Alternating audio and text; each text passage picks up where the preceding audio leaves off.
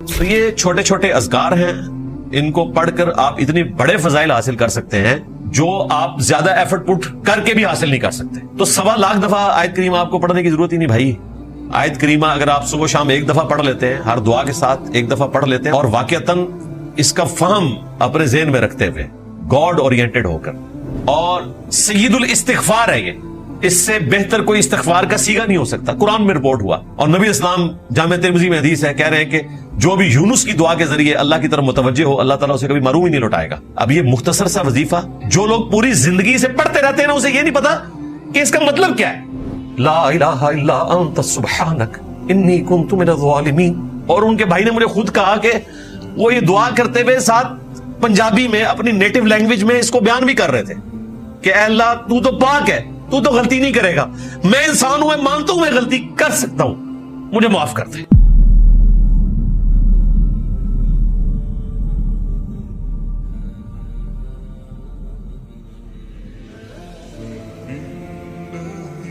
وَذَنُّونَ، اور یاد کرو مچھلی والے کو، یعنی کہ یونس علیہ السلام، اذ ذهب مغاضبا، جب وہ غصے کی حالت میں چل پڑے۔ غصہ کس پہ تھا؟ قوم پہ، حق قبول نہیں کیا۔ لیکن ایک اجتہادی غلطی ہوئی کہ وحی کا انتظار کیے بغیر ان کو عذاب کی وعید سنا کر وہاں سے چلے گئے۔ اب ایک پیغمبر کے شان نہیں تھا کہ وہ وحی کا انتظار کیے بغیر خود سے اجتہاد کر کے وہاں سے نکل جائے۔ بس یہ جو ان کی اجتہادی غلطی تھی، امت کے حق میں یہ کریڈٹ ثابت ہوئی، ان کا ڈیبٹ۔ اور سورہ یونس میں ہم پڑھ چکے ہیں کہ کبھی ایسا نہیں ہوا کہ کسی قوم کے لیے عذاب کے آثار نمایاں ہو جائیں اور ان سے وہ عذاب ٹل جائے، سوائے قوم یونس کے۔ 1 لاکھ سے زیادہ وہ لوگ تھے، قرآن میں آیا۔ اللہ تعالیٰ نے ان سب کو توبہ کی توفیق دی۔ دیکھیں وہ تو سمجھ لیں کہ جہنمیوں سے سیدھے جنتی بن گئے، کیونکہ عذاب کے اثار آنے کے بعد تو ان سے پہلے بھی قومیں اسلام قبول کر چکی تھی۔ فرعون نے اسلام قبول کر لیا تھا، لیکن اس وقت موت کو سامنے دیکھ کر اسلام قبول نہیں ہوتا، اللہ تعالیٰ اسے ایکسیپٹنس نہیں دیتا۔ قوم یونس کو اللہ تعالیٰ نے ایکسیپٹنس دے دی، اور ان سب کے سب لوگوں نے اسلام قبول کیا۔ وہ تو کنکلوڈ کر بیٹھے تھے، دوسری طرف ان کو اجتہادی غلطی کے اوپر اللہ تعالیٰ نے آزمائش میں ڈالا۔ جس کشتی میں وہ سوار تھے اس میں طوفان آ گیا، وہ سب لوگ اپنے اپنے خداؤں کو یاد کرنا شروع ہو گئے۔ بیچ میں عبرانی یہی تھے بنی اسرائیل میں سے، ان کو تو پتہ چل گیا کہ یہ تو اب طوفان ٹلنے والا نہیں ہے۔ وہ لوگ قرآن اندازی کیا کرتے تھے، 3 دفعہ قرآن نکالا، تینوں دفعہ ان کے نام نکلا۔ پہلی دفعہ نکلا تو لوگوں نے کہا نہیں، اس طرح کی کوئی غلط چیز ان میں تو ہمیں نظر نہیں آتی ہے۔ 3 دفعہ جب قرآن ان کے نام پہ نکلا تو یونس علیہ السلام نے کہا مجھے ہی تم اب سمندر میں ڈالو گے تو ہی اس کشتی کو نجات ملے گی، کیونکہ ظاہر ہے کہ میں اپنے رب کی وحی کا انتظار کیے بغیر نکلا ہوں۔ ان کے ہاں یہ مشہور تھا کہ جو غلام آقا کی اجازت کے بغیر نکلتا ہے اور وہ کسی کشتی میں سوار ہوتا ہے تو وہ کشتی پھنس جاتی ہے طوفان میں۔ تو بات تو صحیح تھی، حضرت یونس علیہ السلام اپنے رب کی اجازت کے بغیر نکلے تھے، وحی کا انتظار کیے بغیر۔ پھر ایک مچھلی نے انہیں نگل لیا، اور یہ معجزانہ طور پر ہوا، ورنہ ویل مچھلی اگر آپ کو نکل لے تو دوسری طرف سے تو کچھ بھی نہیں سلامت رہے گا، جتنا بڑا اس کا معدہ ہے اور جتنا اس میں تیزاب ہے۔ یہ معجزانہ طور پر ہوا، اللہ تعالیٰ نے ان کو نجات دی۔ وہ تفصیل ہمیں بائبل میں ملتی ہے کہ بائبل سے مراد میں تورات کی بات کر رہا ہوں، یعنی تورات نہیں، یعنی وہ جو کمبائنڈ ہے۔ 3 دن اور 3 رات تک وہ مچھلی کے پیٹ میں رہے، 3 دن اور 3 رات، گپ اندھیرا۔ وہاں انہوں نے ایک دعا کی، اللہ تعالیٰ نے وہ قبول کر لی۔ وہ دعا اسی صورت میں آئے گی۔ سورہ الصافات میں آگے چل کر آئے گا کہ اگر یونس علیہ السلام اس دعا کے ذریعے ہماری طرف متوجہ نہ ہوتے تو پھر مچھلی کے پیٹ سے اسی دن نکالے جاتے جس دن مردے اپنی قبروں سے نکالے جائیں گے۔ اللہ تعالیٰ نے اس دعا کی برکت سے ان کو نجات دے دی۔ واپس جب وہ قوم میں آئے تو حیران رہ گئے کہ سب لوگ ہی یعنی سب نے رفع الیدین شروع کر دیا ہے, سارے ہی چینج ہو چکے ہیں. تو بہت بڑی چیز تھی. تو اللہ تعالیٰ فرما رہے کہ سیدنا یونس علیہ السلام غصے کی حالت میں اپنے قوم سے نکلے. فظن ان لن نقدر علیہ, اور انہوں نے یہ گمان کیا کہ ہم ان پر گرفت نہیں کریں گے. یعنی انہوں نے کہا خیر ہے, اب انہوں نے انکار کیا, اب تو عذاب ہی آنا ہے, تو میں وہی کا انتظار کیے بغیر نکل جاتا ہوں. اگلا فیصلہ تو ہمیں پتہ ہے کیا ہونا ہے, لیکن پروٹوکول کو فالو نہیں کیا. یہ پروٹوکول اللہ کے نزدیک اتنا امپورٹنٹ ہے کہ موسیٰ علیہ السلام نے بھی پروٹوکول کو جب فالو نہیں کیا تھا نا, پہلے ہی چلے گئے تھے, تو پیچھے سے سامری جادوگر نے فتنے میں مبتلا کر دیا تھا. وہاں پر بھی یہ الفاظ ہیں کہ موسیٰ تو نے جلدی کیوں کی آنے میں, جو ٹائم طے ہوا تھا اس سے پہلے کیوں آ گیا. کہا کہ ملاقات کا اشتیاق تھا, تو کہا پھر اب ہم نے تمہاری قوم کو فتنے میں مبتلا کر دیا. یعنی کچھ نہ کچھ رزلٹ اس کا نکلتا ہے پھر, اور اس کی تکلیف موسیٰ علیہ السلام کو بھی ظاہر کاٹنی پڑی. تو یہاں پر بھی گمان انہوں نے یہی کیا کہ کچھ نہیں ہوگا. اللہ تعالیٰ فرماتا ہے پھر فنادا فی الظلمات, وہ پکارے پھر اپنے رب کو اندھیروں میں, اللہ الہ الا انت سبحانک, کہ نہیں ہے کوئی معبود سوائے تیرے, اور تو پاک ہے, یعنی تو غلطی نہیں کرے گا, انسان تو غلطی کرتا ہے. انی کنت من الظالمین, بے شک میں ہی ظلم کرنے والا ہوں, مجھ سے ہی غلطی ہوئی ہے, میں ہی قصوروار ہوں. ظاہر ہے انبیاء کے حق میں ہم گناہ کا تصور تو نہیں کر سکتے. یہ ایک اجتہادی غلطی تھی جو انہوں نے اجتہاد کر لیا کہ اب چونکہ آخری وارننگ دی ہے, اس کے بعد عذاب آنا ہے, تو میں یہاں سے نکل جاؤں. لیکن انبیاء کرام کے شان شان نہیں ہوتا کہ وہ پروٹوکول کو چھوڑ دے اور خود سے اس حوالے سے اجتہاد کر لے. یہ دعا انہوں نے مانگی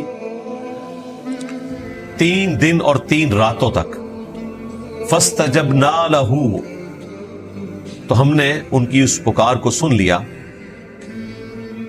وَنَجَّيْنَاهُ مِنَ الْغَمِّ, اور ہم نے نجات دی ان کو اس غم سے. غم کیا مطلب, سمجھ لیں کہ موت کے منہ سے ہی واپس آئے. وَكَذَلِكَ نُنْجِي الْمُؤْمِنِينَ, اور بالکل اس طریقے سے ہم نجات دیا کرتے ہیں اہل ایمان کو. اس میں ہلکا سا اشارہ تھا کہ یونس علیہ السلام نے جتنی کمٹمنٹ کے ساتھ اللہ کے حضور دعا کی, اور ان کی دعا کی برکت سے اللہ تبارک و تعالیٰ نے انہیں نجات دی. اگر اسی کمٹمنٹ کے ساتھ کوئی بھی اہل ایمان میں سے اللہ کی طرف رجوع لائے تو ہم اسے بھی نجات دیں گے. وَكَذَلِكَ نُنْجِي الْمُؤْمِنِينَ, یعنی یہ دعا خاص یونس علیہ السلام تک نہیں ہے, اس کی برکات ہمیشہ رہیں گی. اسی لیے جامعہ ترمذی میں حدیث ہے, نبی صلی اللہ علیہ وآلہ وسلم نے فرمایا کہ جو شخص بھی یونس علیہ السلام کی دعا کے ذریعے اللہ کی طرف متوجہ ہوتا ہے, اللہ تعالیٰ اسے کبھی بھی محروم نہیں لوٹاتا. یہ اسماء اعظم میں سے ہے. آپ دیکھیں میں درس کے سٹارٹ میں بھی یہ دعا پڑھتا ہوں, جب ممبر پر آتا ہوں اس وقت بھی یہ دعا پڑھتا ہوں. یہ اسماء اعظم میں سے ہیں یہ 3 وظائف. لا الہ الا انت سبحانک انی کنت من الظالمین. دوسرا حسبنا اللہ ونعم الوکیل. قرآن پاک میں نبی علیہ السلام کی دعا یہ رپورٹ ہوئی, اور صحیح بخاری میں حضرت ابراہیم علیہ السلام کی دعا یہ رپورٹ ہوئی جب ان کو آگ میں پھینکنے لگے تھے. حسبنا اللہ ونعم الوکیل. اور تیسری یا حی یا قیوم برحمتک استغیث, یہ اسپیسیفکلی ہمارے نبی علیہ السلام کی دعا ہے جو آپ نے غزوہ بدر کے موقع پر بھی مانگی, باقی مواقع پر بھی, اور اللہ تعالیٰ نے آپ کی غیبی مدد فرمائی. یہ اسماء اعظم میں سے. اور یہاں پر اللہ تعالیٰ فرما رہا ہے کہ ہم اہل ایمان کو بھی نجات دیں گے جو یونس علیہ السلام کی دعا کے ذریعے ہماری طرف متوجہ ہوگا. جامعہ ترمذی میں حدیث ہے, جو شخص بھی اللہ کی حمد اور درود شریف پڑھ کر اللہ کی طرف متوجہ ہوتا ہے, اللہ تعالیٰ اسے محروم نہیں لوٹاتا. تو اللہ کی حمد میں یہ اسماء اعظم شامل ہے. سورۃ الفاتحہ یہ بھی اسماء اعظم میں سے ہے, یہ بھی اللہ کی حمد ہے. وہ پڑھیں, اس کے بعد درود شریف پڑھیں اور اللہ کی طرف متوجہ ہوں. اللہ تعالیٰ دعا قبول فرمانے والا ہے. لیکن دعا کی قبولیت ویسے نہیں ہوگی جیسا کہ آپ چاہ رہے ہیں. پہلا تھم رول آپ یاد رکھیں کہ دعا کبھی ریجیکٹ ہوتی نہیں ہے. جامعہ ترمذی میں مسند احمد میں موجود ہے, نبی علیہ السلام نے فرمایا کہ دعا کبھی بھی ریجیکٹ نہیں ہوتی. جب بھی تم اپنے رب سے دعا کرتے ہو تو جو تم نے مانگا یا تو وہی تمہیں مل جائے گا, یا اس دعا کی وجہ سے اللہ تعالیٰ کوئی تمہاری مصیبت دور کر دے گا, اس کا بہتر نعم البدل تمہیں دے دے گا, یا پھر وہ قیامت کے دن کے لیے سٹور کر دی جائے گی.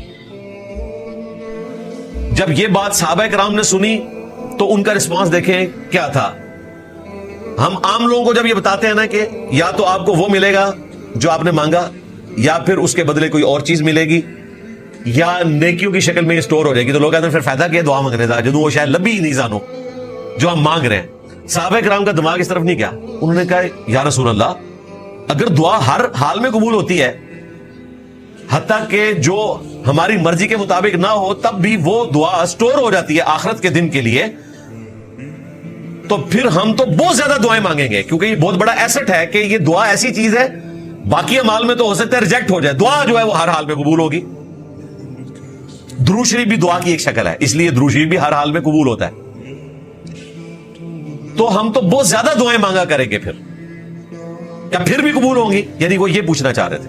تو نبی علیہ السلام نے فرمایا اللہ تعالیٰ بھی بہت زیادہ قبول فرمانے والا ہے. یعنی اللہ تعالیٰ یہ نہیں کہے گا کہ آج تو اس نے 1.5 گھنٹہ دعائیں مانگ لی تو 1.5 گھنٹے کی نیکیاں میں اس کو دوں یا بیچ میں 5 منٹ کی نیکیاں لکھوں. نہیں, ساری نیکیاں سٹور ہو جائیں گی. صحابہ کرام تو یہ رزلٹ نکالتے تھے. جامعہ ترمذی میں حدیث ہے, جس شخص کی یہ خواہش ہو کہ اللہ تعالیٰ مصیبت اور پریشانی میں اس کی دعا سنے, قبول فرمائے, تو اسے چاہیے جب وہ آسودہ حال ہو تو بھی اپنے رب کو یاد کیا کرے. یہ ویسے بڑے نکتے والی بات ہے. مصیبت اور پریشانی میں تو بڑے بڑے باغی لوگ جو ہیں ان کی گردن بھی جھک جاتی ہے, اور بعض اوقات تو وہ اس طرح کمٹمنٹ شو کرتے ہیں کہ جو بیچارے روزانہ 5 وقت نماز پڑھنے والے ہیں وہ ان کے سامنے شرمندہ ہو رہے ہوتے ہیں کہ پتہ نہیں ہم نے تو زندگی اپنی خراب ہی کر دی ہے. ان کی کنسنٹریشن کا جو لیول ہے وہ تو کمال ہے, اور یہ آپ کو منظر اکثر دیکھنے کو ملتے ہیں. ہمیں تو کافی دفعہ آبزرو ہوئے ہیں, بلکہ میں تو تھوڑی ہمت کر کے ایسے لوگوں سے دعا بھی کروا لیتا ہوں کہ یار یہ تو کوئی زیادہ کمٹمنٹ نظر آ رہی ہے, اور عین ممکن ہے کہ ان کی کوئی کمٹمنٹ کا لیول اس ہائٹ پہ ہو کہ جو عام بندوں سے بڑھ کر ہے. بس اوقات کسی شخص پہ ایسی مصیبت آتی ہے کہ وہ واقعی اپنے رب کی طرف اس لیول کے ساتھ متوجہ ہوتا ہے کہ اللہ تعالیٰ اس کی سن لیتا ہے. اور میں نے ایسے لوگوں کی دعائیں قبول ہوتے بھی دیکھی ہیں جو بیچارے پوری زندگی نمازیں پڑھتے رہتے ہیں, ان کی دعا قبول ہو نہ ہو ایسے لوگوں کی قبول ہوتی ہے, اور جیسی قبول ہوتی ہے نا دوبارہ وہ مسجد میں بھی نظر نہیں آتے. اچھا, عام لوگ سمجھتے ہیں کہ یار یہ تو اللہ تعالیٰ کے بہت قریب ہیں, اللہ تعالیٰ نے ان کو دے کر آزمایا اور وہ ناکام ہو گئے, اس کے بعد تو انہیں شکرانے کے طور پر اہل ایمان والی زندگی گزارنی چاہیے تھی, لیکن نعمت ملنے کے بعد وہ باغی ہو گئے. یہی وہ لوگ ہیں جن کے بارے میں آتا ہے نا قرآن میں کہ جب یہ سمندری بھور میں پھنس جاتے ہیں تو خالص اللہ کو پکارتے ہیں, اس وقت ان سے جھوٹے معبود جاتے رہتے ہیں. جب ہم انہیں نجات دے دیتے ہیں پھر یہ شرک کرنا شروع کر دیتے ہیں. یہاں پر بھی یہی ہوتا ہے, اللہ سے مانگتے ہیں اور جب ملتا ہے تو کبھی کسی بزرگ کی طرف منسوخ کر دیتے ہیں, کبھی کسی درگاہ کی طرف منسوخ کر دیتے ہیں. اللہ کی طرف اسے منسوخ کرتے ہوئے انہیں شرم آتی ہے. تو دعا ہر حال میں قبول ہونی ہے, اور وہ لوگ جو عام حالت میں دعائیں مانگتے ہیں اللہ تعالیٰ مصیبت اور پریشانی میں بھی ان کی دعاؤں کو سنتا ہے. دعائیں چند ایک ہیں, ہم نے اذکار کارڈ کے اوپر وہ دعائیں لکھ دی ہیں. گرین کارڈ فرض نماز کے بعد کے سنت اذکار ہیں آلموسٹ کوئی 17-18 کے قریب, اور بلو کارڈ صبح و شام کے سنت اذکار ہیں وہ بھی تقریباً کوئی 20-22 کے قریب ہیں. اگر کوئی وہ بھی نہیں کر سکتا تو ایٹ لیسٹ 5 سنت اذکار جو ہم نے اورنج کارڈ صبح و شام کے اذکار لکھ دیے کہ چلو یار یہ تو آپ کم از کم کمٹمنٹ کے ساتھ کریں. ایک دفعہ آیت الکرسی کا وظیفہ صبح و شام, 10 دفعہ لا الہ الا اللہ وحدہ لا شریک لہ لہ الملک ولہ الحمد وہو علی کل شیء قدیر. تیسرا وظیفہ بسم اللہ الذی لا یضر مع اسمہ شیء فی الارض ولا فی السماء وہو السمیع العلیم, صبح شام 3 دفعہ. چوتھا وظیفہ اعوذ بکلمات اللہ التامات من شر ما خلق, صبح شام 3 دفعہ. اور 5واں وظیفہ آخری 3 قل, سورۃ الاخلاص, سورۃ الفلق اور سورۃ الناس, 3 دفعہ صبح شام. یہ سمجھ لیں کہ سارے وظائف کا نچوڑ ہے. اگر آپ کوئی اور وظیفہ نہ بھی کریں صبح شام بس یہ 5 وظائف کر لیں, سارے وظائف اس کے اندر شامل ہیں. کیونکہ ان وظائف کے وہ فضائل رپورٹ ہوئے ہیں جو باقی ساری دعاؤں کے الگ الگ رپورٹ ہوئے ہیں ان سب کو جمع کرے تو اس کے اندر لائی کرتا ہے. ایک ایک حدیث کا ریفرنس اس میں مینشن کر کے ہم نے وہ اورنج کارڈ بھی لکھ دیا, اس کا PDF بھی بنا دیا, ہارڈ کاپی بھی اویلیبل ہوتی ہے.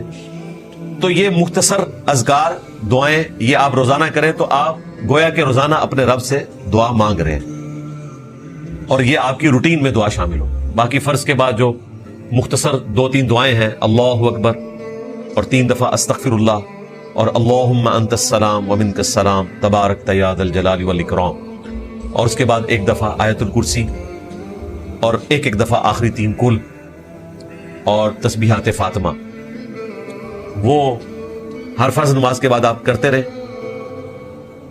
اور صبح و شام کے لیے یہ دعائیں کر لیں تو اس میں تمام دعائیں شامل ہیں. لیکن پروٹوکول وہی ہے جو جامع ترمذی میں 2 احادیث ہیں کہ جو شخص اللہ کی حمد جیسا کہ اس کے شان کے لائق ہے وہ حمد کرنے کے بعد اور درود شریف پڑھنے کے بعد اللہ کی طرف متوجہ ہوتا ہے تو اللہ تعالیٰ دعا کو سن لیتا ہے.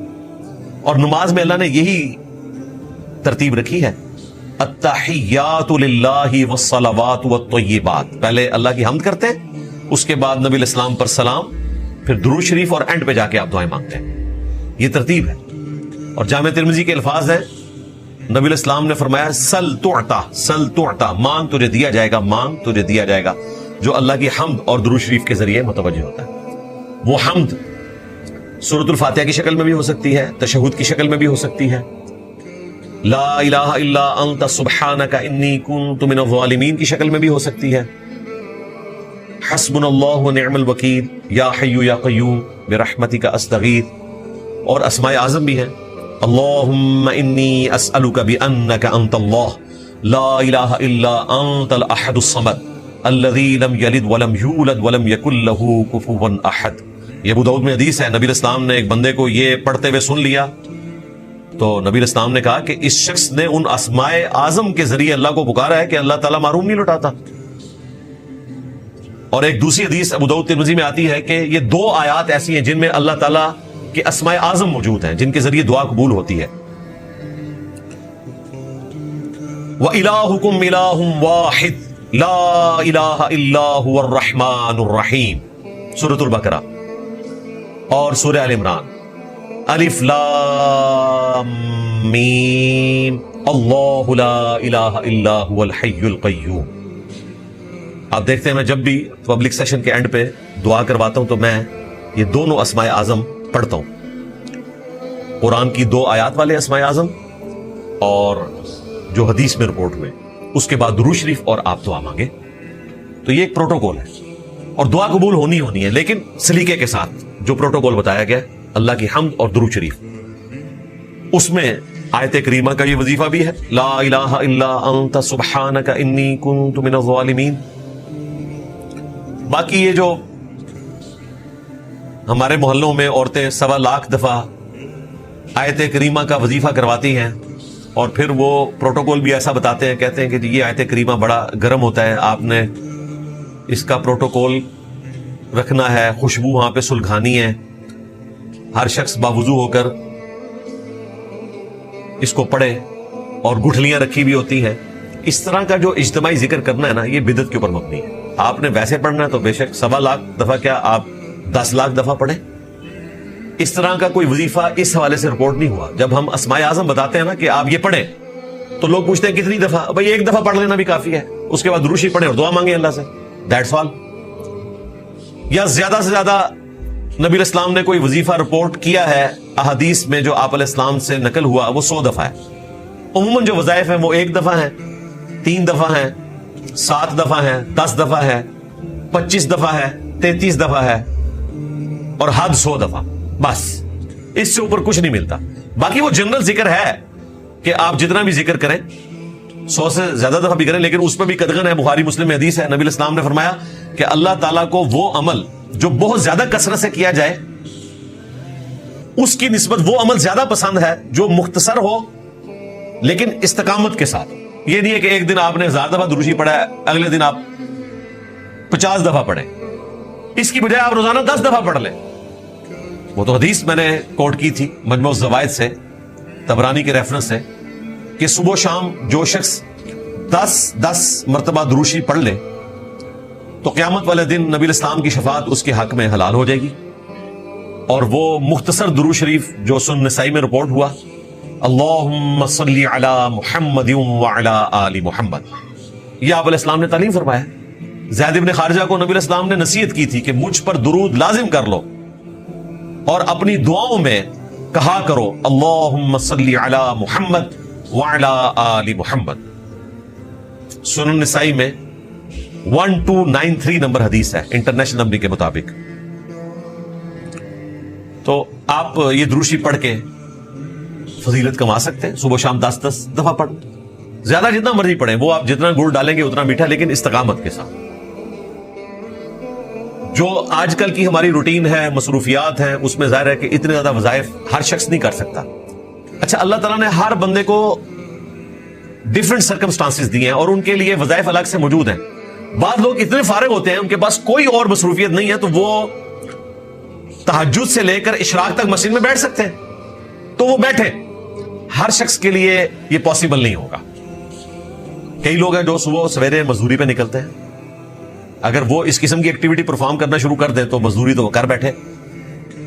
اسی طریقے سے بعض لوگوں کے لیے قیام اللیل کرنا آسان ہوتا ہے، بعض کے لیے عشاء کی نماز بڑی مشکل سے وہ پوری کرتے ہیں، تو ان کے لیے اس کے ایکویلنٹ وظائف موجود ہیں. صحیح مسلم میں حدیث ہے، نبی الاسلام فجر کی نماز کے وقت گھر سے نکلے، مسجد میں گئے، اور مسجد سے آپ نکلتے تھے جب سورج بلند ہوتا تھا. اور مسلم شریف کے الفاظ ہے خوب بلند، یعنی آپ فجر کے بعد 2-2.5 گھنٹے مسجد میں بیٹھے رہتے تھے، کیونکہ فجر تو آپ پڑھتے تھے اندھیرے میں. اور اس دوران صحیح مسلم میں آتا ہے کہ صحابہ کرام آپ کو واقعات سنایا کرتے تھے زمانہ جاہلیت کے، اور اپنی وہ غلطیاں گنوایا کرتے تھے کہ ہم تو اس طریقے سے چڑھاوے چڑھاتے تھے بتوں کے لیے، اور اس قسم کی غلط ایکٹیویٹیز میں، شرکیہ ایکٹیویٹیز میں مبتلا تھے، یعنی لائف سٹوری سنایا کرتے تھے. اور نبی الاسلام سن کے مسکرایا کرتے تھے. صحابہ کرام کہتے ہیں ہم مسکراتے تھے تو نبی الاسلام بھی وہ بیٹھ کے سنتے تھے اور مسکرا دیا کرتے تھے. یا کبھی بخاری مسلم میں آیا کہ آپ فجر کی نماز کے بعد کہتے تھے اگر کسی نے کوئی خواب دیکھا ہے تو میں اس کی تعبیر بیان کر دوں. تو اگر کسی کو خواب آتا تھا تو وہ تعبیر پوچھ لیتا تھا. تو یہ آپ کی روٹین تھی. تو مسلم شریف کی حدیث ہے آپ فجر پڑھ کے اتنے دیر کے بعد گھر واپس آئے، آپ نے اپنی بیوی اور ہماری ماں سیدہ جویریہ السلام علیہا کو دیکھا کہ وہ پچھلے 3-4 گھنٹے سے ایک ہی جگہ مصلی میں بیٹھے ہوئے عبادت کر رہی ہیں. نبی الاسلام نے کہا تو اس وقت سے بیٹھی ہوئی ہے اور عبادت کر رہی ہے، اور میں نے ابھی گھر آ کر صرف 4 کلمات 3 دفعہ پڑھے ہیں اور مجھے تو اس سے زیادہ ثواب مل گیا. سبحان اللہ وبحمدہ عدد خلقہ ورضا نفسہ وزنۃ عرشہ ومداد کلماتہ. سبحان اللہ وبحمدہ کے ساتھ یہ 4 کلمات 3 دفعہ، اور مجھے تم سے زیادہ ثواب مل گیا. اس کا مطلب ہے کہ جو لوگ مسجد میں نہیں بیٹھ سکتے تو صبح شام کے اذکار میں ہم نے یہ وظیفہ ڈالا ہے. اب اگر کوئی اتنا ہی گیا گزرا ہے کہ یہ بھی نہیں پڑھ سکتا تو اس سے کم درجے کا تو وظیفہ اس کو بتایا نہیں جا سکتا. اس کو پڑھنے میں آپ کو 1 منٹ مشکل سے لگے گا اگر آپ یہ 3 دفعہ کلمات پڑھیں. اور ثواب کیا ہے؟ 4 گھنٹے مصلی پر بیٹھ کر عبادت کرنے سے زیادہ. تو گارنٹی تو نبی اسلام نے دی ہے. اسی طریقے سے نبی اسلام نے فرمایا کہ جو شخص مہینے میں 3 روزے رکھ لے وہ اللہ کے حضور ایسا ہے، صحیح مسلم کی حدیث ہے، گویا کہ وہ ہمیشہ روزہ رکھنے والا ہے. ہمیشہ روزہ رکھنا فزیکلی یہ تو ناپسندیدہ ہے، لیکن اس کے ثواب کی خواہش تو ہر بندے کے دل میں. نبی اسلام نے زیادہ سے زیادہ داؤدی روزوں کی اجازت دی ہے. صحیح مسلم میں 1 دن روزہ رکھو 1 دن چھوڑ دو. لیکن جو مہینے میں 3 روزے رکھے تو اسے پورے مہینے کے روزوں کا ثواب، اور ہر مہینے رکھتا رہے یعنی کہ 36 روزے رکھے تو پورے سال کے روزوں کا ثواب. اور دوسری طرف صحیح مسلم میں حدیث ہے جس نے شوال کے 6 روزے رکھ لیے رمضان کے روزے رکھنے کے بعد تو وہ اللہ کے حضور ایسا ہے گویا کہ ہمیشہ روزہ رکھنے والا ہے. یعنی کہاں صرف 6 روزے شوال کے اور کہاں ہر مہینے 3 روزے رکھنا. اب شوال کے 6 روزے بھی کوئی نہ رکھ سکے، اس سے کم تو آپ کو کوئی پیکج آفر نہیں کیا جا سکتا تھا. تو یہ آپ پیکج ڈھونڈا کریں جس طرح آپ موبائل کے پیکج ڈھونڈتے رہتے ہیں نا کہ اگر میں یہ لگا لوں تو میرا تو واٹس ایپ کا اور انٹرنیٹ کا زیادہ استعمال ہے تو مجھے یہ پیکج سوٹ کرتا ہے. کال تو میں نے بہت کم کرنی ہوتی ہے تو میں یہ والا پیکج لوں گا. اس طرح یہ پیکیجز آپ کے پاس لکھے ہوئے موجود ہونے چاہیے, آپ کے علم میں ہونے چاہیے کہ آپ مختصر عمل کریں اور وہ ثواب حاصل کر لیں. اور یہ وہ حدیثیں ہیں جو ہماری مین سٹریم کی کتابوں میں ہیں, یہ کوئی دور دراز کی احادیث نہیں ہے, نہ ان کی صحت کے اعتبار سے کوئی ایشو ہے. بخاری اور مسلم میں یہ احادیث رپورٹ ہوئی ہوئی ہے. سنن نبی داؤد میں حدیث ہے, جو شخص ایک دفعہ پڑھ لے صبح لا الہ الا اللہ وحدہ لا شریک لہ لہ الملک ولہ الحمد وہو علی کل شیء قدیر, تو شام تک وہ اللہ تعالیٰ کے قلعے میں آ جائے گا. ہر چیز کے اگینسٹ اللہ تعالیٰ اس کی حفاظت کرے گا, شیاطین کے اگینسٹ, جنات کے اگینسٹ, جادو ٹونے کے اگینسٹ, ایک دفعہ پڑھنے سے. اور جو شام کو ایک دفعہ پڑھ لے صبح تک اللہ کی حفاظت میں رہے گا. یہ حدیث سنن نبی داؤد میں موجود ہے. اس حدیث کو تبع تابعین میں سے جس شخص نے روایت کیا وہ خود یہ بیان کرتا ہے کہ ایک رات مجھے رسول اللہ کی زیارت ہوئی خواب صلی اللہ علیہ وآلہ وسلم. تو میں نے نبی علیہ السلام سے خود پوچھا, میں نے کہا یا رسول اللہ یہ حدیث صحیح سند سے میرے تک پہنچی ہے, کیا یہ آپ کی حدیث ہے کہ ایک دفعہ پڑھنے سے اتنی بڑی فضیلت؟ تو نبی علیہ السلام نے فرمایا کہ تم سے جس شخص نے حدیث بیان کی اس نے سچ کہا, یہ میرا فرمان ہے کہ جس نے ایک دفعہ پڑھ لیا لا الہ الا اللہ وحدہ لا شریک لہ لہ الملک ولہ الحمد وہو علی کل شیء قدیر, تو شام تک وہ اللہ تعالیٰ کی حفاظت میں رہے گا. اور شام کو پڑھ لے تو صبح تک اللہ تعالیٰ کی حفاظت میں رہے گا. ہم نے صبح شام کے اذکار میں اس کو 10 دفعہ ڈالا ہے, کیونکہ 10 دفعہ والی فضیلت مسند احمد میں آئی ہے کہ اسے بنو اسماعیل میں 4 غلام آزاد کرنے کا ثواب ملے گا جو 10 دفعہ یہ پڑھ لے گا. ایک دفعہ بھی پڑھ لیں تو آپ کو فضیلت حاصل ہے. تو یہ چھوٹے چھوٹے اذکار ہیں, ان کو پڑھ کر آپ اتنے بڑے فضائل حاصل کر سکتے ہیں جو آپ زیادہ ایفرٹ پٹ کر کے بھی حاصل نہیں کر سکتے. تو 1.25 لاکھ دفعہ آیت کریمہ آپ کو پڑھنے کی ضرورت ہی نہیں بھائی. آیت کریمہ اگر آپ صبح شام ایک دفعہ پڑھ لیتے ہیں, ہر دعا کے ساتھ ایک دفعہ پڑھ لیتے ہیں, اور واقعتاً اس کا فہم اپنے ذہن میں رکھتے ہوئے گاڈ اورینٹڈ ہو کر, لا الہ الا انت سبحانک, اے اللہ تیرے سوا کوئی معبود نہیں اور تو پاک ہے نا, تجھ سے تو غلطی ہو ہی نہیں سکتی, یہ مطلب ہے اس کا. انی کنت من الظالمین, بے شک میں ہی ظالم ہوں, میں تو انسان ہوں, تو نے مجھے بنایا ہی ایسا ہے کہ میں تو غلطی کروں گا. مختصر جملہ اور سید الاستغفار ہے یہ, اس سے بہتر کوئی استغفار کا سیگا نہیں ہو سکتا. قرآن میں رپورٹ ہوا, اور نبی اسلام جامع ترمذی میں حدیث ہے, کہہ رہے ہیں کہ جو بھی یونس کی دعا کے ذریعے اللہ کی طرف متوجہ ہو اللہ تعالیٰ اسے کبھی محروم ہی نہیں لوٹائے گا. اب یہ مختصر سا وظیفہ جو لوگ پوری زندگی سے پڑھتے رہتے ہیں نا, اسے یہ نہیں پتا کہ اس کا مطلب کیا ہے.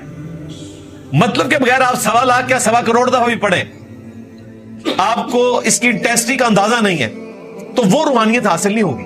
باقی جو اس کے فضائل ہیں, برکات ہیں, کسی نہ کسی درجے میں ایک اجمی کو بھی حاصل ہو جائیں گے. لیکن آپ 1.25 لاکھ دفعہ پڑھنے پر زور رکھیں اور آپ ایک دفعہ یہ ضرورت بھی محسوس نہ کریں کہ میں سورۃ الانبیاء سورت نمبر 21 میں آیت نمبر 87 نکال کر اس کا ترجمہ ایک دفعہ پڑھ لوں تاکہ میں اس کا ٹیسٹ فیل کروں